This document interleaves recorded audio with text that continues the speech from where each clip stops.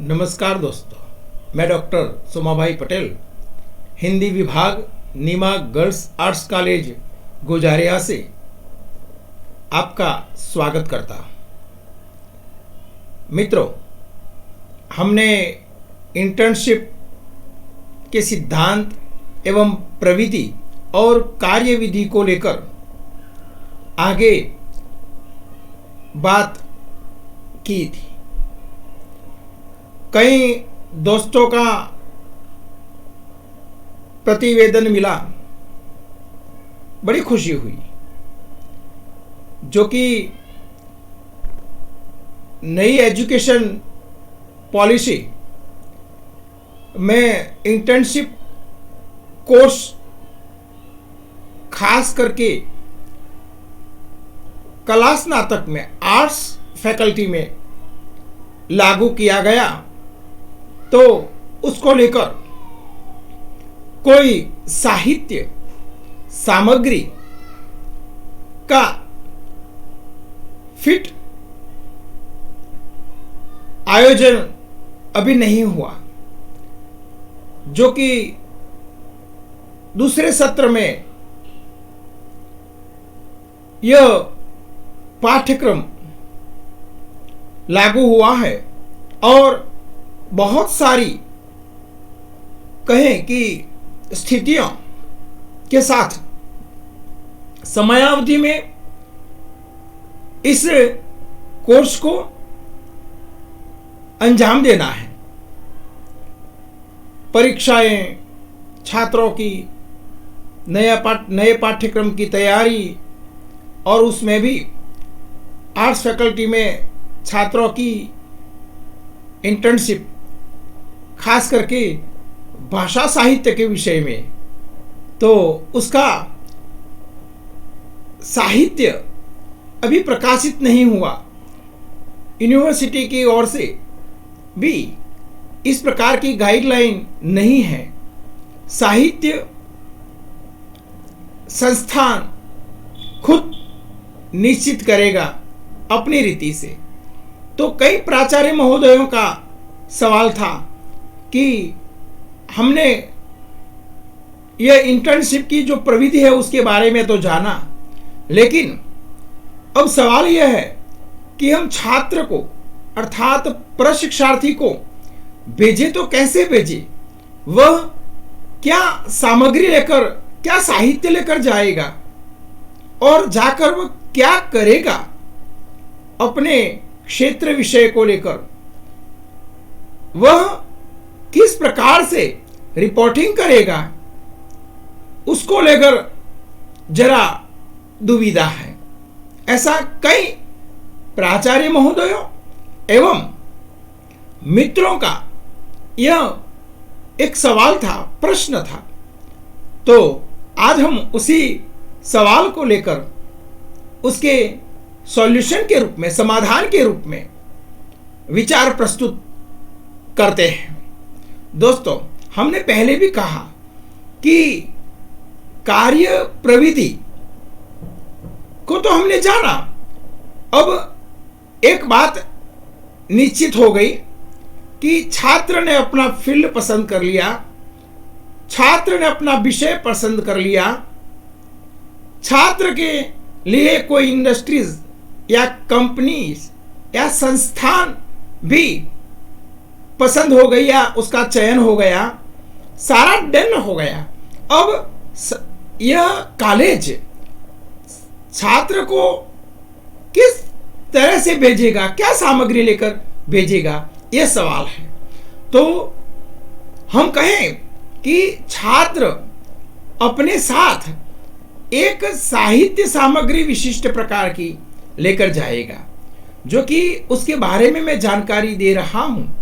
वह संस्था उसको लेकर अलग अलग रीति से अपनी अपनी पद्धति से बना सकता है, पर सरल यह होगा कि हम छात्र को एक प्रकार की पोथी या कहें कि नोट बुक या फिर कहें कि अपनी भाषा में कहें तो इंटर्नशिप प्रोग्रेसिव रिपोर्ट छात्र लेकर जाएगा और वह रिपोर्ट नमूना रूप कॉलेज तय करेगी। तो उस रिपोर्ट का नमूना कैसे हो सकता है, उसको लेकर दोस्तों देखें तो नमूने में फ्रंट पेज होगा। नमूना अलग अलग रीति से हो सकता है। कोई उसका कार्ड बना सकता है, कोई जो कि स्कूलों में होता है प्रगति पत्रक, उसी तरह से 2 या 4 पन्नों का बड़ा ही आकर्षक पत्रक बना सकता है। कोई जो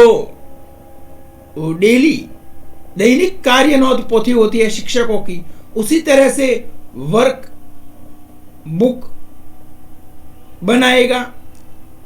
संस्थान जैसे चाहे वैसे उसको बना सकता है, पर बात यह है कि उसका फ्रंट पेज क्या होगा, मुख पृष्ठ क्या होगा और किस प्रकार का डिजाइन होगा, उसमें किन किन बातों का होना आवश्यक है, उसको लेकर मैंने अपनी सूझबूझ को यहाँ प्रस्तुत करने का नम्र प्रयास किया है। दोस्तों, सबसे पहले हम देखें तो इस प्रकार से उदाहरण के तौर पर कि जो संस्थान है छात्र की, कॉलेज का नाम होगा, मैंने यहां लगाया है Neema girls arts college Gujaria, internship progress report. यहां पर कॉलेज अपना जो लोगो है वह भी रख सकता है, यूनिवर्सिटी का लोगो हो सकता है, और इस तरह से मुख पृष्ठ को सजाना है। और उसमें सबसे पहले यह रखें कि सब्जेक्ट,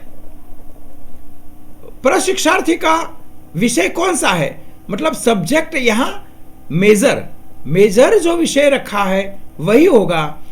उदाहरण के तौर पर हिंदी, गुजराती, अंग्रेजी, संस्कृत, इकोनॉमिक्स, सोशियोलॉजी आदि। और कोर्स के सामने भरा जाएगा मेजर। कोर्स का जो कोड है, प्रश्न पत्र है, तो इंटर्नशिप 607 हमारे हेमचंद्राचार्य उत्तर गुजरात विश्वविद्यालय में 6ठे सेमेस्टर में यह कोर्स लागू है और उसका कोड है, और स्टूडेंट्स का सीट नंबर या फिर रोल नंबर वहां होगा। बाद में दोस्तों स्टूडेंट का पूरा नाम ऊपर ही मुख पृष्ठ पर ही रहेगा। फिर आगे इंटर्नशिप का फील्ड अर्थात क्षेत्र क्या चुना है उसने, सामुदायिक सेवा चुना है या फिर शिक्षा क्षेत्र चुना है। अलग अलग प्रकार के मानो बैंकिंग क्षेत्र है तो वहाँ उसका जो वर्क है उसका फील्ड, और फिर जो विषय है वह विषय रहेगा। हम कहते हैं कि विषय में इस प्रकार से भरें। उदाहरण के तौर पर जो फील्ड है सामुदायिक सेवा का, तो वहाँ उस प्रकार का विषय रहेगा। मैं एक उदाहरण यहाँ स्टैंडर्ड दे सकता हूँ कि हमने प्रौढ़ शिक्षा मतलब वयस्क शिक्षा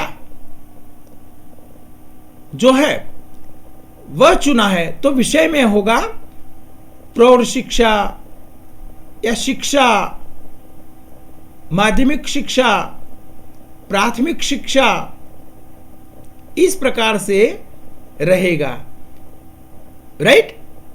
और आगे फैकल्टी गाइड अर्थात मेंटर का नाम भी रखना होगा। ये फैकल्टी गाइड मीन्स कॉलेज ने सब्जेक्ट कोर्स, उदाहरण के तौर पर हिंदी मेजर है तो उसके लिए कॉलेज प्राचार्य या विभाग जिस तिस विषय और कोर्स के लिए छात्रों का मेंटर फैकल्टी गाइड निश्चित करेगा, उसकी नियुक्ति होगी और उसको यह जिम्मेवारी सौंपी जाएगी। जिसको सौंप दी गई है जिम्मेवारी, उसका नाम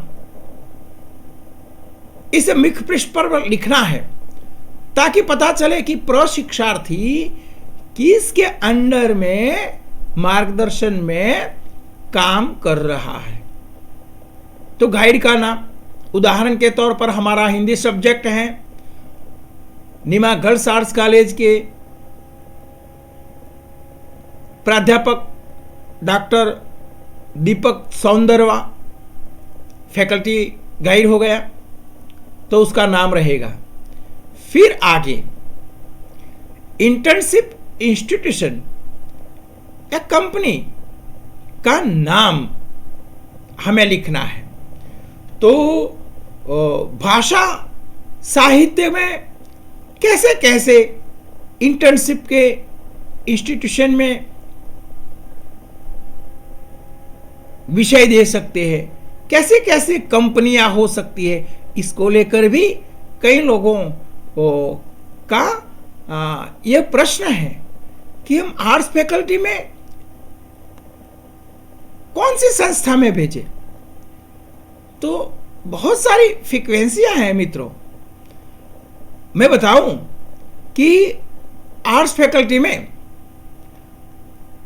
हिंदी, गुजराती, संस्कृत और अंग्रेजी विषय को लेकर जहां छात्र कुछ कौशल प्राप्त करे और व्यावसायिकता के लिए वह सक्षम हो, इसके लिए मित्रों ऐसे ऐसे विषय चुने जाते हैं। तो विषय के अनुकूल संस्थान क्या रहेगा, तो हम देखते हैं कि संस्थान से नजदीक में वहां अवेलेबल प्राप्य होनी चाहिए संस्थान। हमारी कॉलेज की संस्थान से नजदीकी या दूर की हो तो भी चले, छात्र उसको लेकर वहां पहुंच सके स्वतंत्र रूप से और अपना इंटर्नशिप संपन्न करके रिटर्न हो, ऐसी संस्थान का चुनाव करना है। तो दोस्तों, भाषा साहित्य के लिए हम देखें तो जहां जहां वयस्क शिक्षा है वहां ग्राम्य पंचायतें हैं, है ना। वृद्ध पुरुष या वृद्धाओं स्त्रियों की शिक्षा, यह एक संस्थान हो गई। तो ग्राम पंचायत संस्थान जिसका पूर्व संस्थान ने अनुमति लिया है, अनुमति मिला है, फिर प्रोसेस के लिए जाना है, तो छात्र अपनी अनुकूलता अनुसार, हम कहें कि पार्ट टाइम या फुल टाइम समय में छात्र चाहे तो रात का समय पसंद कर सकता है, सांझ का समय पसंद कर सकता है, और इस प्रकार से गांवों में पंचायत थ्रू इंटर्नशिप प्रशिक्षार्थी कर सकता है। दूसरा, अगल बगल में या कहीं ऐसी जगह हैं जहां वृद्धाश्रम है ना, तो वहां भी प्रौढ़ लोग होते हैं, तो उस आश्रम या ऐसी कोई संस्थान है वहां ऐसे वयस्कों को शिक्षा दी जाए, वहां छात्र को भेज सकते हैं, यह भी संस्थान है। भाषाओं के लिए अपनी मातृभाषा को छोड़कर, अर्थात कि अंग्रेजी या हिंदी, दो भाषाओं के लिए, तो दोस्तों आज तो गांव-गांव में बैंकों की स्थिति अच्छी है, अवेलेबल है, तो बैंक भी संस्थान के रूप में हम चुन सकते हैं, चयन हो सकता है। वहाँ उस संस्थान की आवश्यकता के अनुसार हम प्रशिक्षार्थियों को वहाँ भेज सकते हैं।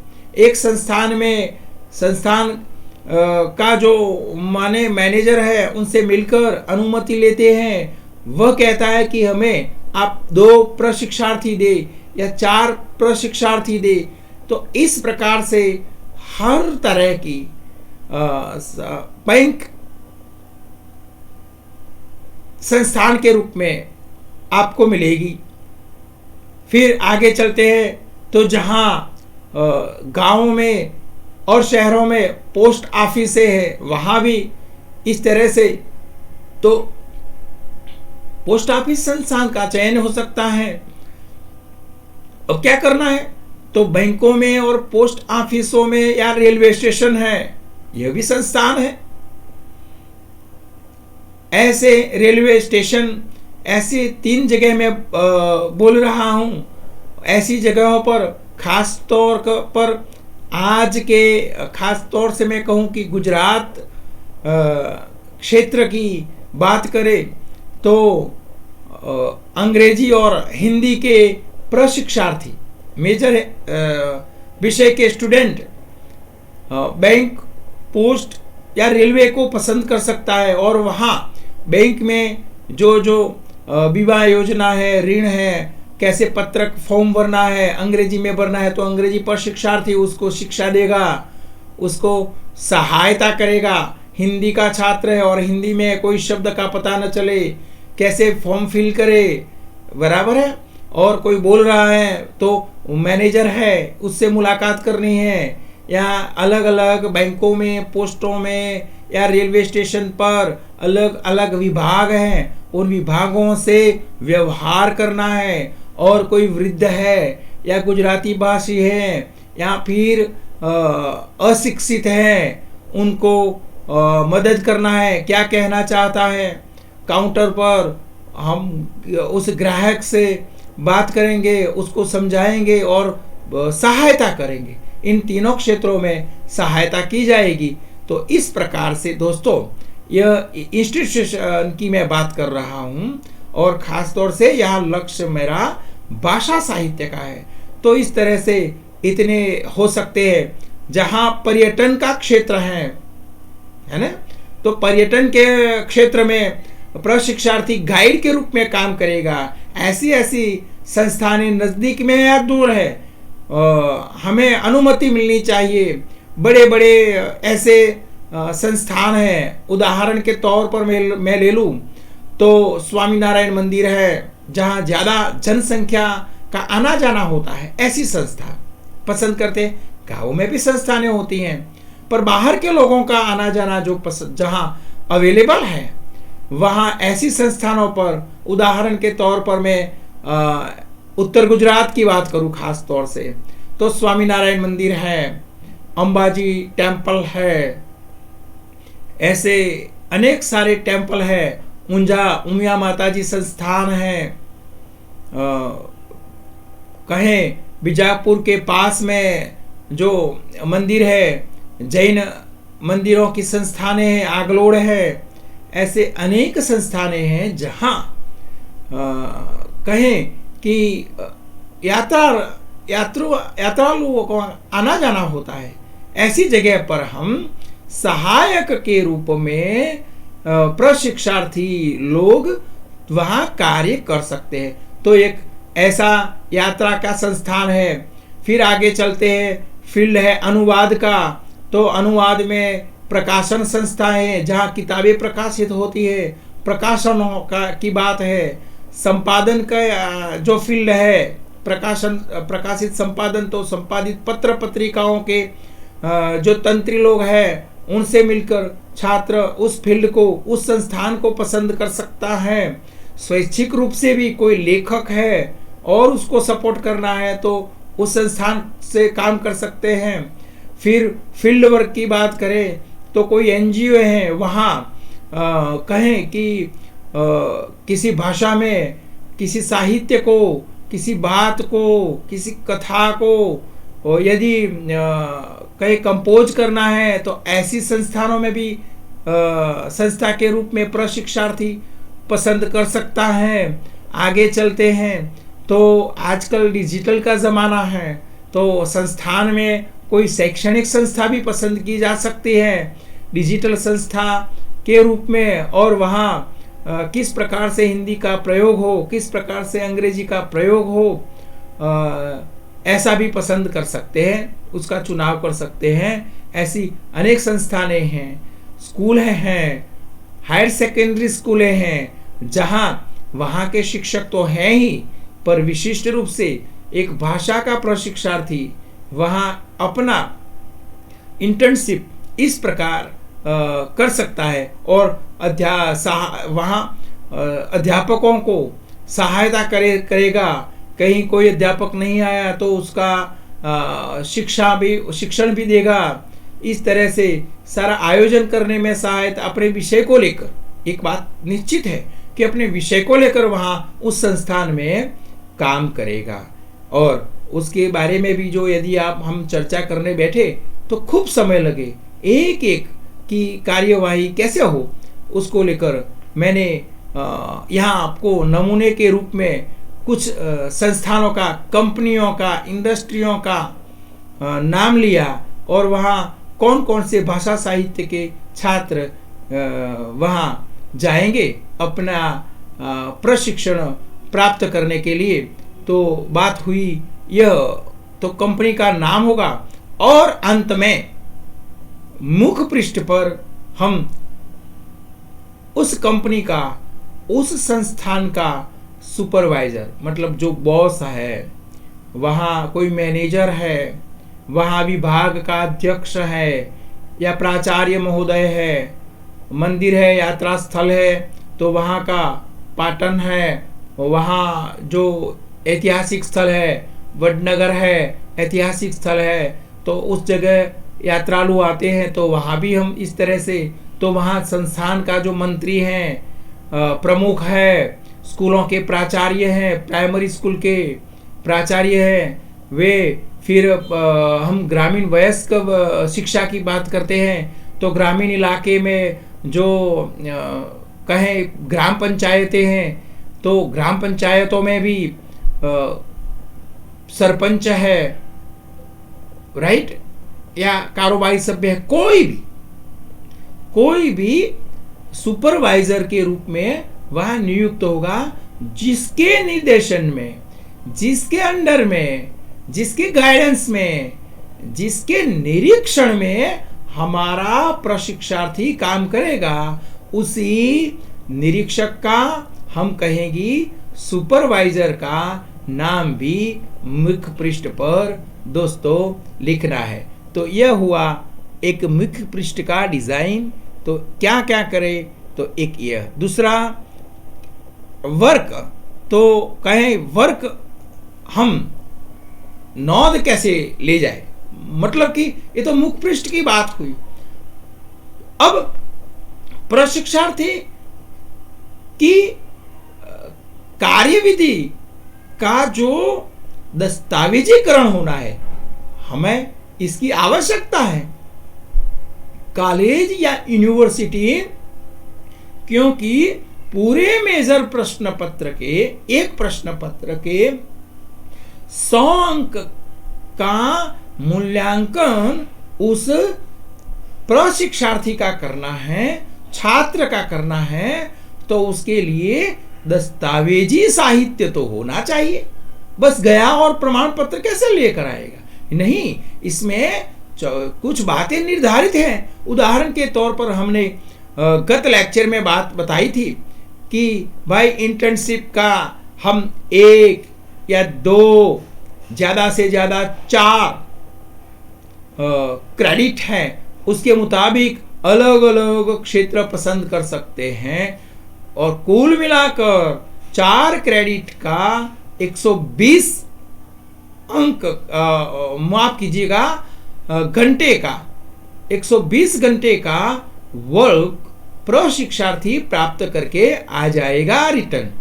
और इसका कार्य समय अभी हाल में हम कहे तो दिसंबर से फरवरी के अंत तक, दिसंबर जनवरी और फरवरी 3 माह में हो सकता है। 120 घंटे का कहें कि पार्ट टाइम या फुल टाइम स्टूडेंट इस तरह से प्रशिक्षण अपनी अनुकूलता, संस्थान की अनुकूलता, वहाँ इंटर्नशिप संस्थान की अनुकूलता, हमारी संस्थान की अनुकूलता के आधार पर इस तरह से 120 घंटे का कार्य होना चाहिए। अब बात करते हैं कि उस कार्य का नोंद परीक्षण का एक खास पहलू है और एक दस्तावेज है। उस दस्तावेज, उस आधार के बिना तो छात्र का मूल्यांकन तक का, मतलब कि छात्र का इस प्रश्न पत्र का पूरी संपन्नता नहीं होगी। और इस तरह से देखें तो दोस्तों, एक कार्य नोंद निश्चित हो जानी चाहिए। तो कॉलेज या संस्थान किस प्रकार से क्या नोंद करेगा, छात्र को कैसे इस प्रकार की पोथी लेकर भेजेगा, साहित्य लेकर भेजेगा। तो आइए दोस्तों, हम देखते हैं कि भाई क्या क्या चीजें इनमें, पोथी में, नोंद बही में समाविष्ट हैं। तो देखिए, यहाँ आप स्क्रीन पर देख सकते हैं कि इंटर्नशिप प्रोग्रेस रिपोर्ट जो है उसका यहाँ मैंने आपको चर्चा के लिए सीधे रूप से कुछ बातें आपके सामने रखने की कोशिश की है। ये बातें अलग अलग फॉर्मेट में हो सकती है, उसकी बात बाद में करते हैं। सबसे पहला है सीरियल नंबर। मानो कि कोई संस्थान है, वैसे मैंने बताया अभी कि भाई प्रगति रिपोर्ट, प्रगति प्रतिवेदन, प्रोग्रेस रिपोर्ट, तो कोष्टक में बना सकता है। तो कोष्टक में पहला कॉलम समझिएगा, पहले कॉलम पर 1 2 3 4 सीरियल नंबर होगा। कार्ड बनाते हैं तो कार्ड में अलग अलग पन्ने पर सीरियल नंबर, एक दिन की नोंद वही करते हैं। खर्च ज़्यादा करना संस्थान कर सकती है तो पूरा बुकलेट छपा हुआ वैसे कर सकते हैं। कोई संस्थान चाहती है तो प्रगति पत्रक की तरह एक कार्ड बना सकती हैं और कार्ड में इस प्रकार का कहें कि 2 या 4 फोल्ड का, पेज का मस्त डिज़ाइन में कार्ड बनाते हैं, कैसे भी हो।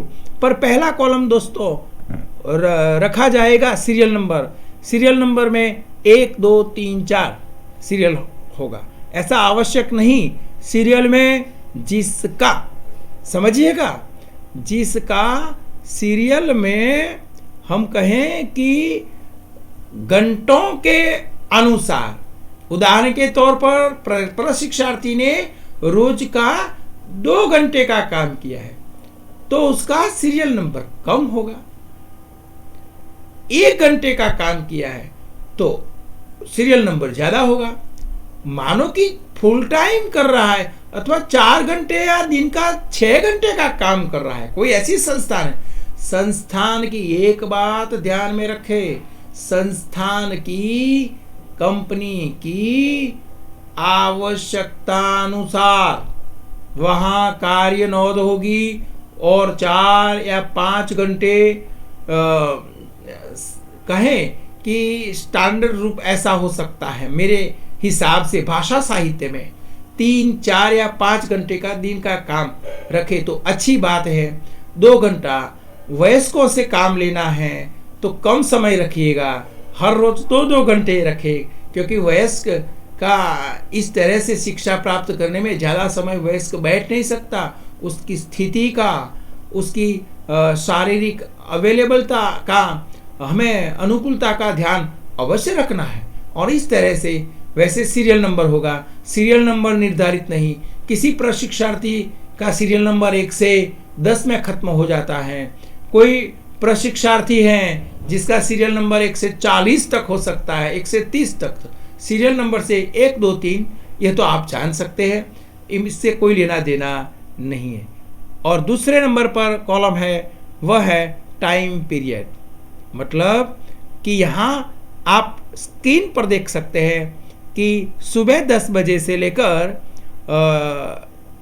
दोपहर 2 बजे तक का समय यहाँ आप स्क्रीन पर देख सकते हैं। मतलब कि कुल मिलाकर दोस्तों टाइम पीरियड का कॉलम जो है दूसरे क्रम पर, वह कॉलम जिसमें प्रशिक्षार्थी ने जो समय उस संस्थान में दिया है उसका पीरियड लिखना है।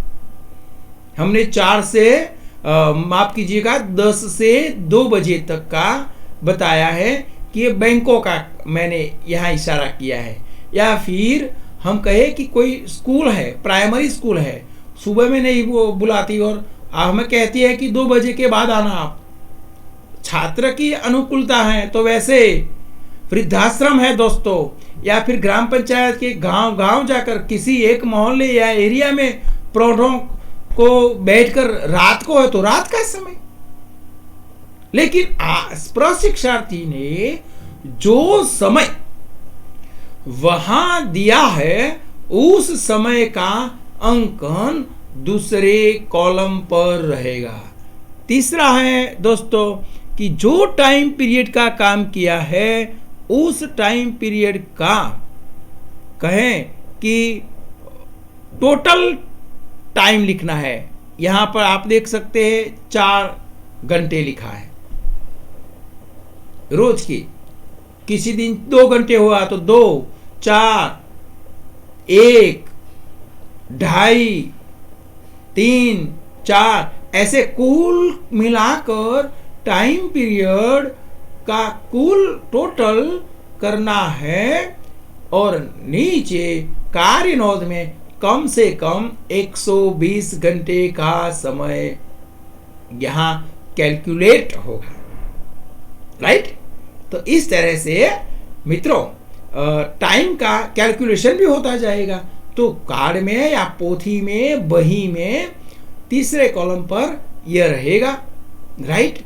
और एक कॉलम जो खास है वह यह है कि दिनांक का। उदाहरण के तौर पर छात्र ने, प्रशिक्षार्थी ने जनवरी में काम शुरू किया है और काम का दिनांक है, ऐसा जरूरी नहीं। किसी दिन काम में है तो छुट्टी है तो छुट्टी, पर जिस दिन काम पर वह गया है तो उस दिन की दिनांक यहाँ होनी चाहिए। तो हम कहें कि 1 जनवरी। राइट?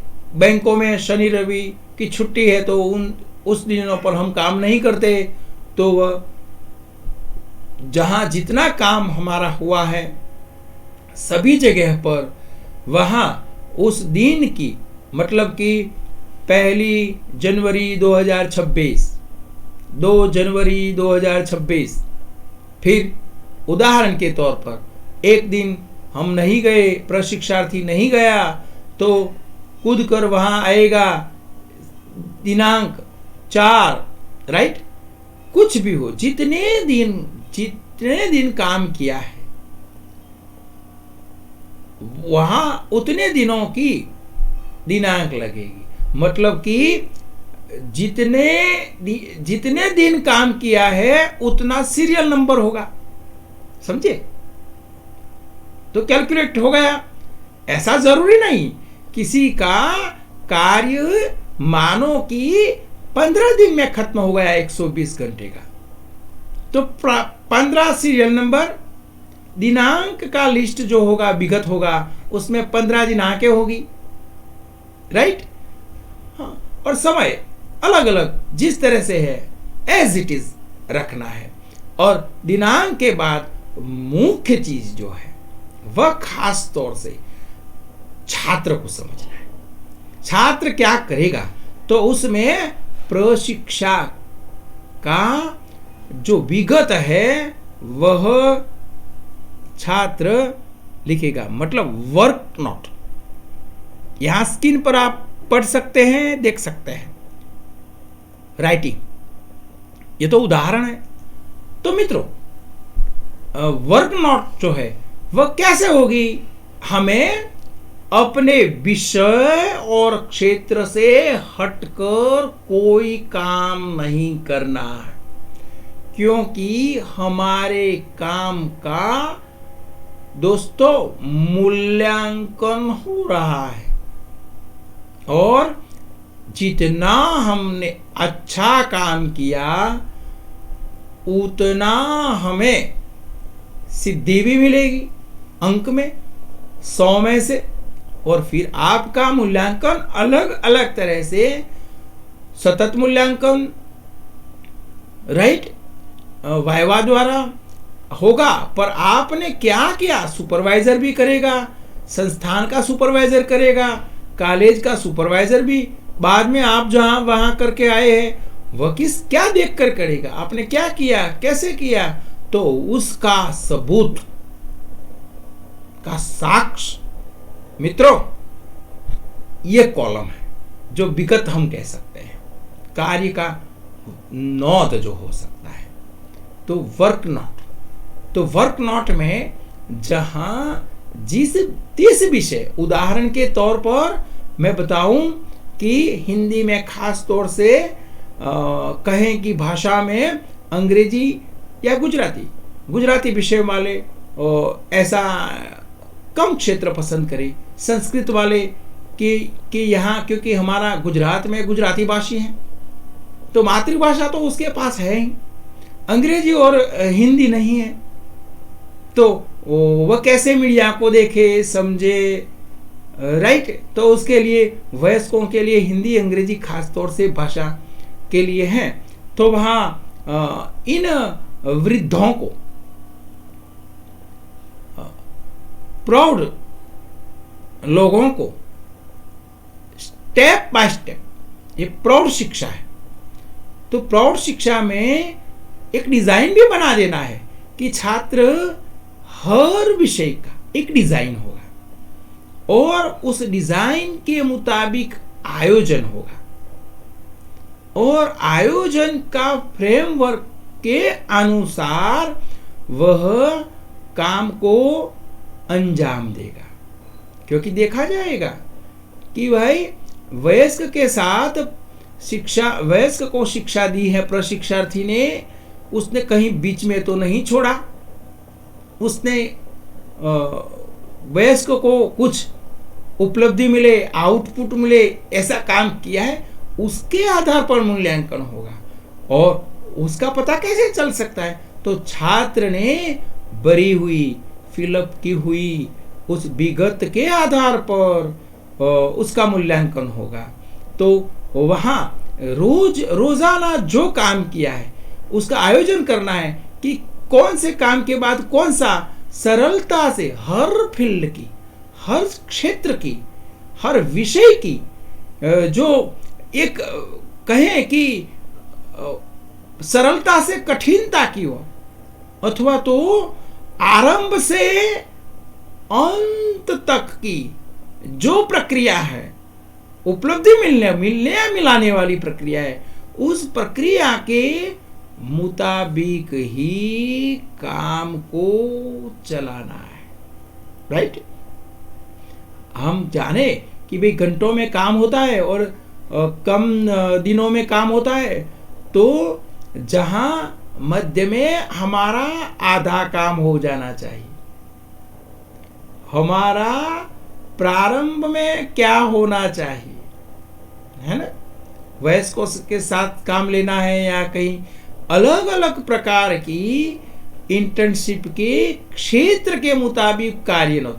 कोई क्षेत्र ऐसा है, उदाहरण के तौर पर बैंक है, तो बैंक में ऐसा नहीं होगा, बैंक में तो एक विधि सिद्ध है, रोज वैसी ही विधि करना है, नया कुछ आया है तो उसका नोट वहां, उदाहरण के तौर पर ऋण विभाग है, लोन विभाग है, उसमें कोई फॉर्म भरने में सहायता की, तो एक दिन फॉर्म भरा है तो फॉर्म का विगत लिखे, 1 2 3 4 अलग अलग सारी डिटेल में आप जो माहिती देते हैं तो अच्छी बात है, क्योंकि आपकी उस डिटेल के आधार पर आपका मूल्यांकन होगा।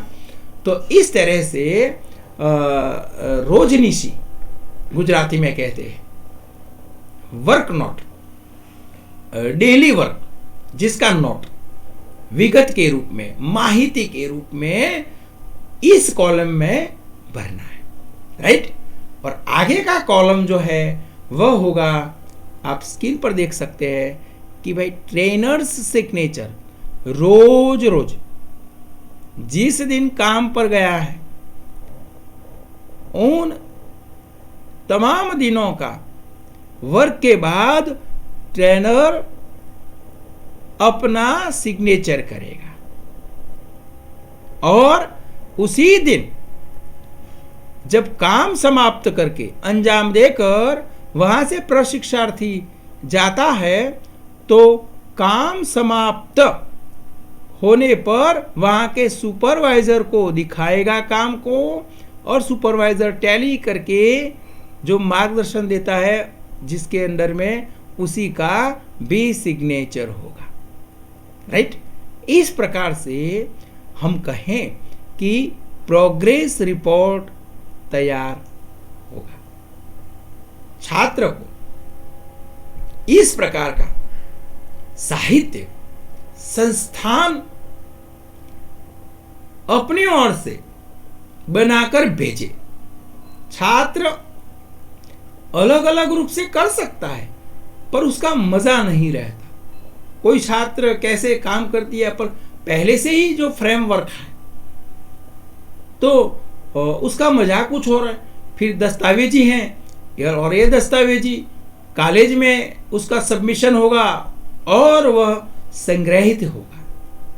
तो इस प्रकार से जो कहें कि हर संस्थान, हर कॉलेज अपनी ओर से प्रशिक्षार्थी के कार्य की नोंद के लिए जो प्रोग्रेस रिपोर्ट है वह अपनी अपनी रीति से तैयार कर सकता है और प्रशिक्षार्थी को इंटर्नशिप के लिए उसे फिर रवाना करना है।